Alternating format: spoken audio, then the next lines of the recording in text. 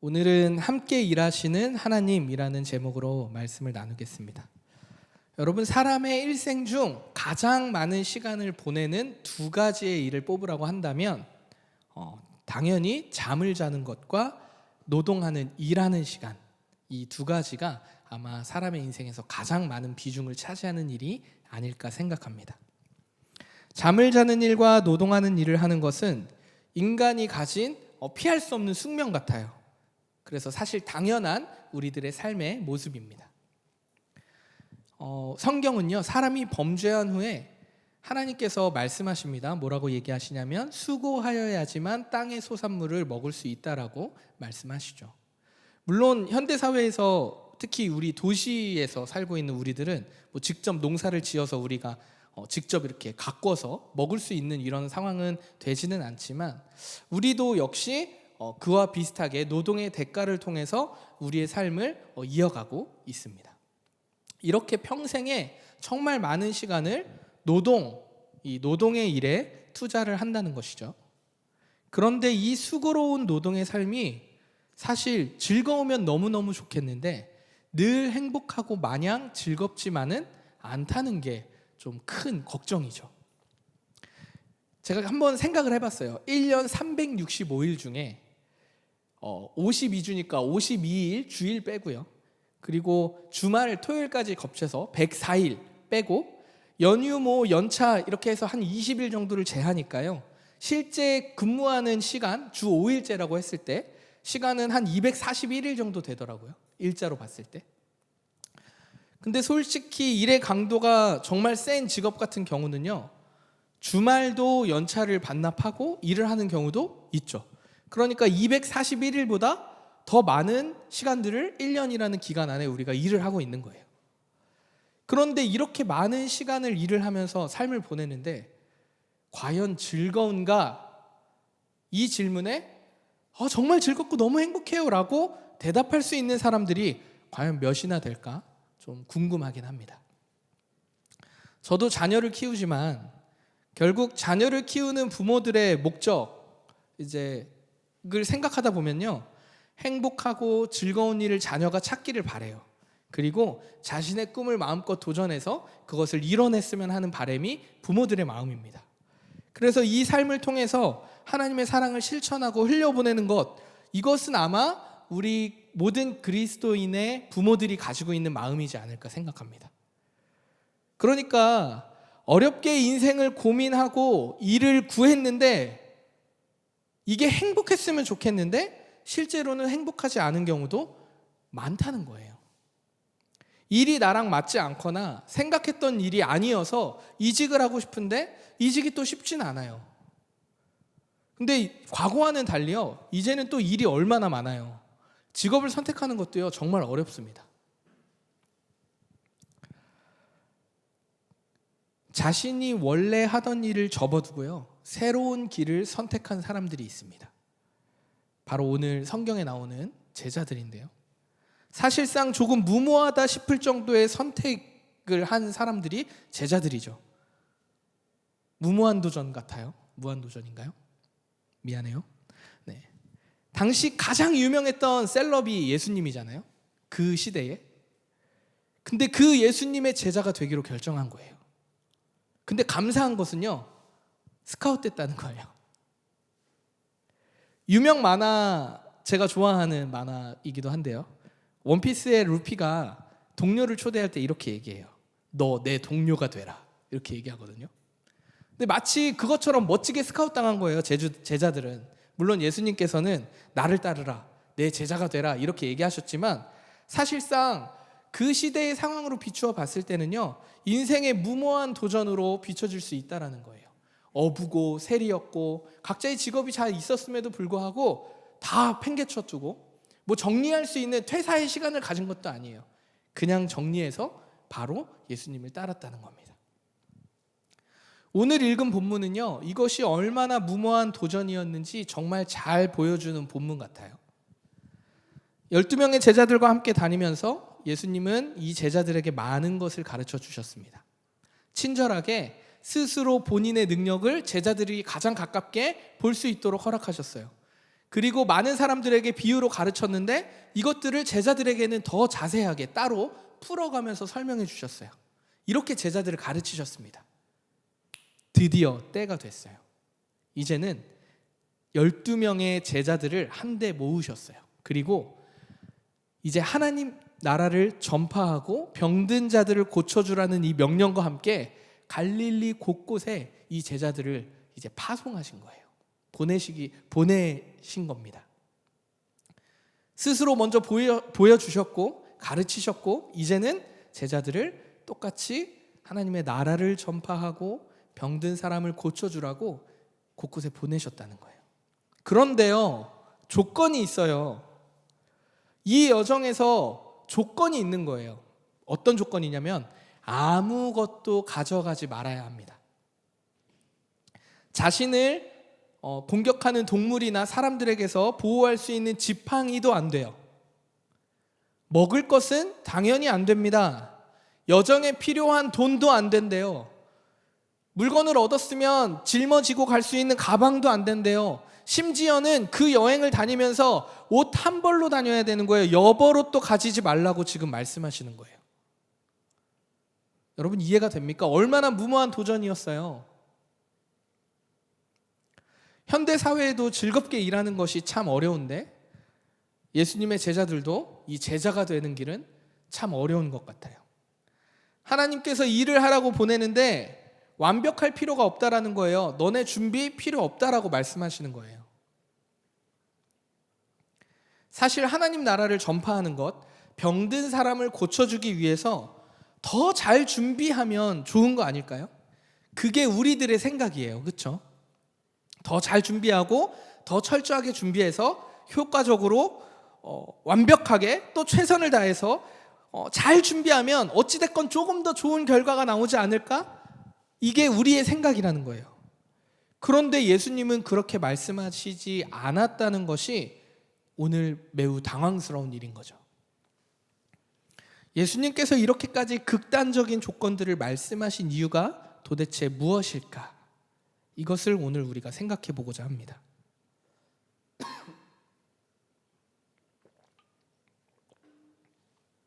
지금 예수님께서 보내시는 이 12명의 제자들은요, 예수님의 대리자예요. 그러니까 예수님의 능력을 가지고 예수님의 이름을 가지고 나가는 사람들이에요. 당시 랍비 문화는 내가 누구의 제자입니다, 누구의 스승의 이름을 얘기하는 게 문화인 것처럼 이들이 지금 하나님의 나라를 전파하고 나가는 그 길에는 예수님의 이름으로 나간다는 거예요. 그러니까 역할이 어떤 거예요? 예수님의 대리자로서의 역할을 부여받았다는 거예요. 그리고 해야 할 일도 예수님이 정확하게 말씀해 주셨어요. 딱 두 가지. 뭐예요? 하나님 나라를 선포하는 것, 그리고 뭐예요? 병을 고치는 일이었어요. 근데 이 일은요, 새로운 일이 아니었어요. 왜냐하면 예수님이 제자들과 다니면서 줄곧 해온 일이 이 두 가지셨거든요. 하나님의 나라를 선포하는 것, 그리고 병든 자를 고치시는 것. 이것이 제자들과 다니면서 예수님이 줄곧 하셨던 일이에요. 근데 이제는 이 제자들에게도 이 일을 할 수 있도록 열어주시고 그리고 보내신 것입니다. 물론 지팡이와 가방, 먹을 것과 돈과 여벌옷을 가지고 가지 말라고 하셨지만 예수님이 생각하기에, 우리의 생각과는 다르게 우리는 그게 가장 필요했지만 예수님이 생각하기에 꼭 필요한 것을 챙겨주셨어요. 그게 무엇이냐면 모든 귀신을 쫓고 병을 고치는 능력과 권세를 주셨어요. 보이지 않는 능력을 주셨습니다. 우리의 생각으로는 여정에 필요한 모든 것을 이렇게 꼼꼼하게 잘 준비하는 것이 필요하다 여겼지만 예수님이 보시기에는 하나님의 능력과 권세가 필요하다고 생각하신 거예요. 그리고 본인이 그러하였듯이 제자들도 전적으로 하나님만 의존할 것을 제자들에게 요구하신 것입니다. 근데 여러분 좀 더 생각해 볼까요? 하나님의 나라를 선포하는데 필요한 것이 지팡이, 가방, 돈, 여벌, 옷 이게 아니라는 거예요. 그것은 나를 위한 거죠. 내가 이 여정을 좀 잘 수행하기 위한 내가 필요한 준비물이죠. 하나님의 나라를 선포하고 하나님의 나라를 소망하는 삶을 하나님을 모르는 사람들이 보기 위해서는 귀신이 쫓겨나는 것, 하나님의 능력이, 하나님의 권세가 그들에게 보여야 했던 거예요. 정작 그들에게 가장 필요했던 건 뭐였냐면 제자들에게도 그 일을 보는 하나님의 나라를 전파받는 병을 고침받는 사람들에게도 필요했던 것은 귀신을 쫓는 능력과 하나님의 권세와 능력이 필요했다라는 거예요. 전혀 우리가 생각했던 방향과 달랐다라는 겁니다. 또한 유대인들이 가진 이 환대의 문화 속에서 안주하는 것을 예수님은 바라지 않으셨어요. 모든 필요가 하나님께 오는 것, 전적으로 하나님만 의지하기를 바라는 마음이 예수님의 마음이셨다는 겁니다. 예를 들어볼까요? 이게 유대 문화예요. 환대하는 문화. 복음을 전하러 한 집에 방문을 합니다. 그게 복음을 전하는 일이 아니어도 한 집에 유대인의 집에 방문을 하면요, 그 집에 정말 최선을 다해서 섬기는 것이 보통 유대인들의 문화, 환대의 문화였거든요. 근데 이 예수님의 제자들은 어떤 일을 해요? 귀신을 쫓아요.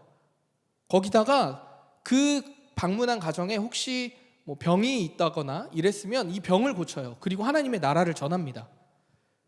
그런데 이 소문이 계속 듣고 이렇게 만약에 퍼진다고 생각해 보세요. 그러면 어떻게 돼요? 누군가가 옵니다, 이 제자들에게. 그래서 요청하겠죠. 자기 집이 더 넓다. 내가 더 잘 모실 수 있다. 좀 더 좋은 컨디션의 집이 있는데 제가 잘 모시겠으니 이동하시겠습니까? 라고 묻는다면 가지 말라는 거예요, 예수님은. 이리저리 너네 편의에 따라서 편리한 곳으로 옮겨 다니지 말라는 거예요.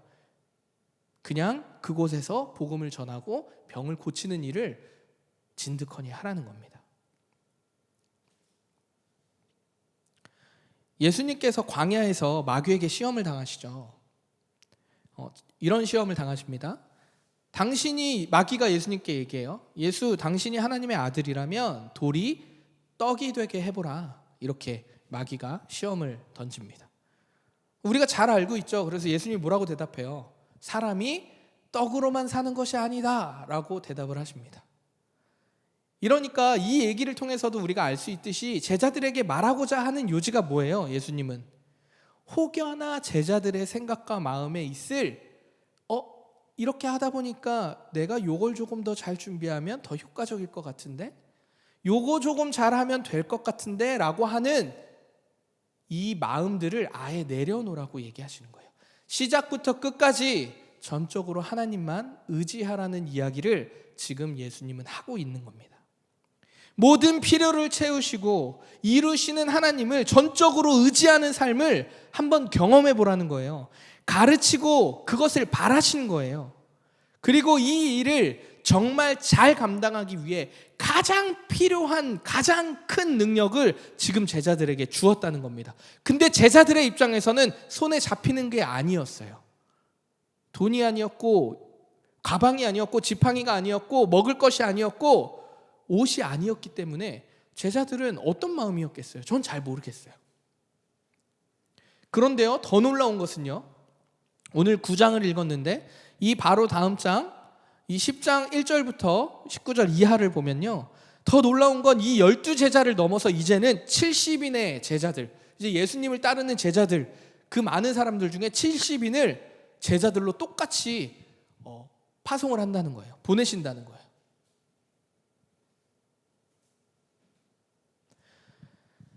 사람은 죄인이잖아요. 근데 이 죄인은요, 중립이 없다는 것을 사역을 통해 배우게 하신 거예요. 다시요, 여러분. 사람은 죄인이에요. 이 죄인이기 때문에 중립이 없어요.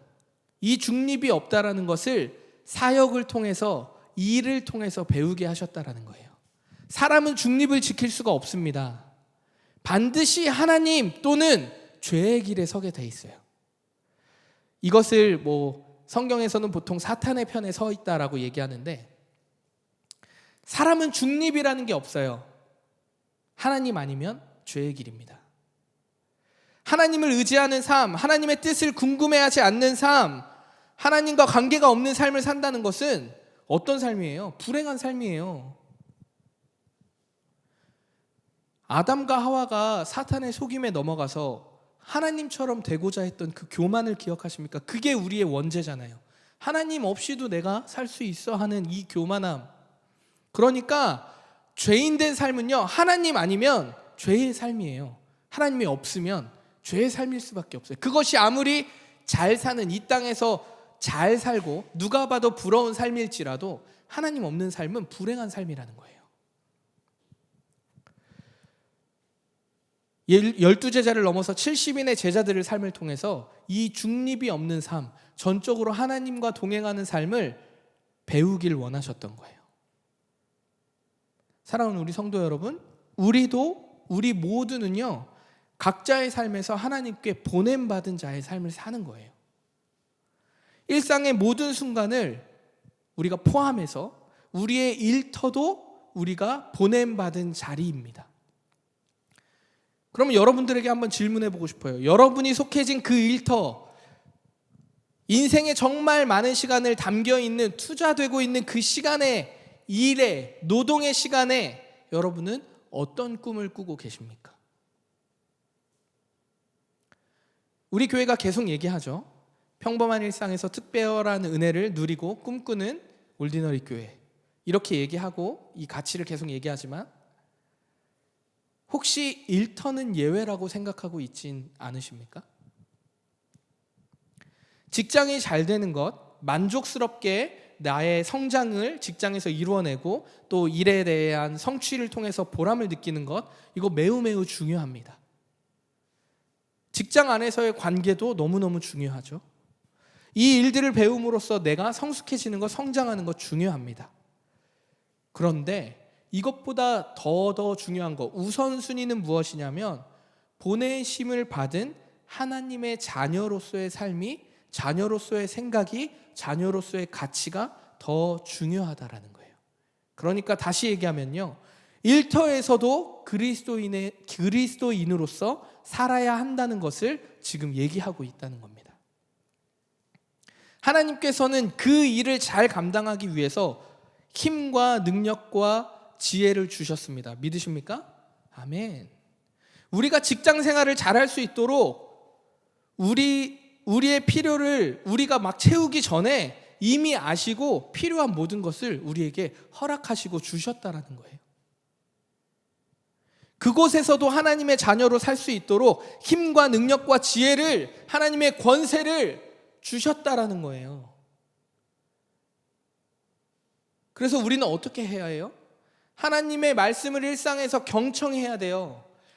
성경의 말씀을 통해서도 경청하고, 우리가 가지고 있는 하나님의 은혜의 그 족한대로 일상에서 하나님의 뜻을 분별하기 위해 경청하고 애쓰고 기도하며 그렇게 살아가는 거예요. 그럼 말씀을 정리할게요. 하나님께서는 우리와 함께 일하십니다. 그리고 하나님께서는 우리와 함께 일하시기를 바라십니다. 이게 중요해요. 함께 일하시기도 하지만 하나님의 원함이 무엇이냐면 함께 일하는 것을 원하신다는 거예요. 예수님께서 굳이 12제자와 70인의 제자들을 보내지 않고도 홀로 사역하셨어도 하나님 나라를 세우시고 전하는 것에 무리가 없었을 거예요. 그런데 그 하나님의 나라를 세워가는 삶에 우리를 초대하셨고 우리가 그 일에 함께 동참하기를 원하신다는 거예요. 이것이 하나님의 원함입니다. 하나님께서 성령님과 예수님과 함께 동역하셨던 것을 한번 떠올려 보세요. 혼자 살아가는 삶을 가르쳐주지 않으셨어요. 성경의 모든 것에 너 혼자 잘하면 되라고 얘기하지 않으셨다고요. 모든 것은 공동체로, 동역자로 함께 살아가는 법을, 서로 사랑하는 법을 가르치셨다라는 거예요.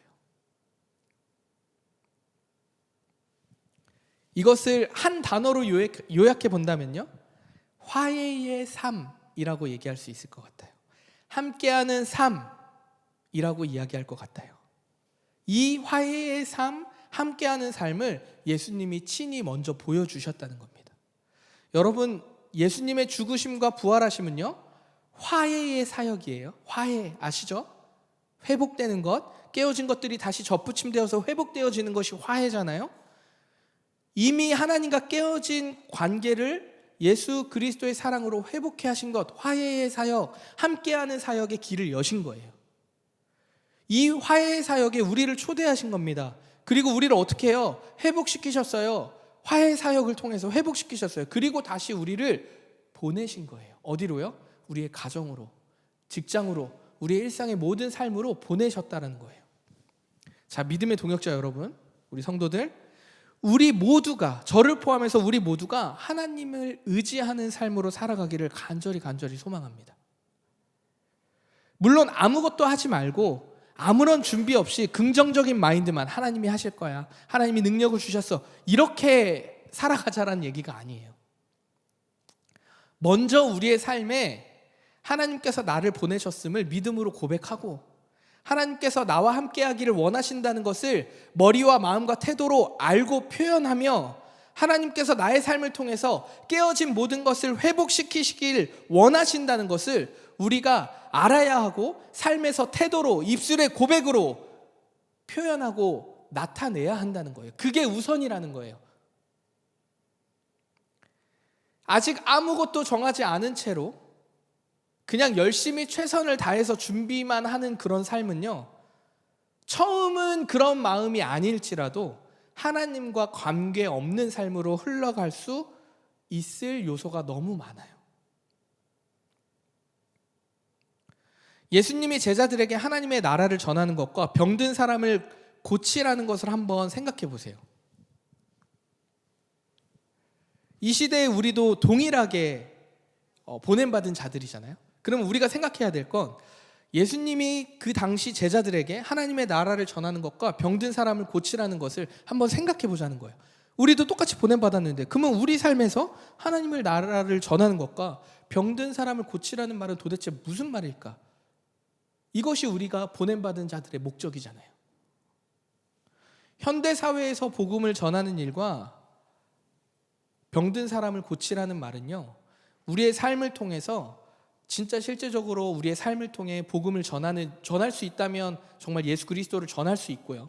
또 우리의 삶의 모양 모습을 통해서 그리스도의 사랑을 표현할 수 있고요. 그리고 더 나아가서 우리의 일과 우리의 지역과 우리 사회의 필요를 채우는 일에 우리가 힘써야 한다는 거예요. 얼마나 많아요? 기사가 너무 많이 올라오잖아요. 사랑이 필요한 곳이 얼마나 많습니까?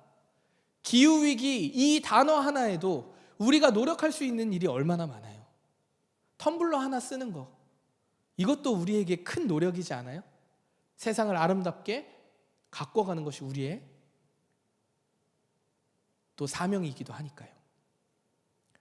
예수님 시대의 병을 고치는 일이 그 지역과 사회에, 도시에 가장 필요한 일이었을 거예요. 의료가 지금처럼 발달되지 않았었으니까요.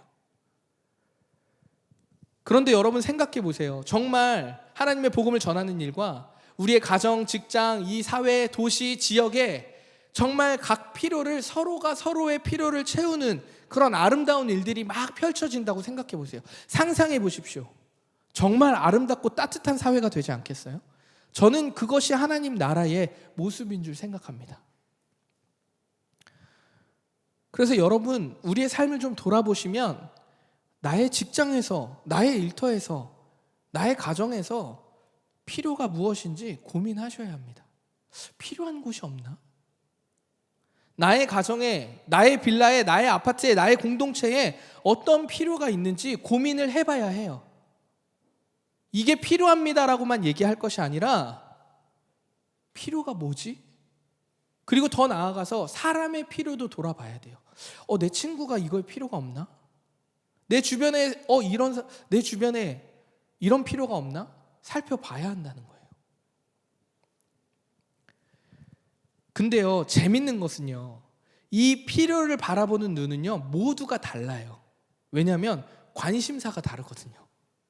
모두가 기후위기에 진짜 큰일 났다, 이렇게 반응하지 않는다는 거예요. 모두가 노숙자나 가난한 자들에게 모두가 관심을 갖지 않는다는 거예요. 왜요? 관심사가 다르고 은사가 다르기 때문이에요. 우리 한 사람 한 사람을 존귀함으로 각자의 정말 특성에 맞게 하나님의 은사대로 세워주셨어요. 존귀하게 우리를 불러주셨어요. 그렇기 때문에 내가 필요를 발견하는 것과 누군가가 필요를 발견하는 게 다르기 때문에 모두가 같은 마음으로 하나님을 사랑하고 서로 사랑함으로써 필요를 발견하고 채워주려고 노력할 때 서로 유기적으로 연결될 수 있다는 거예요.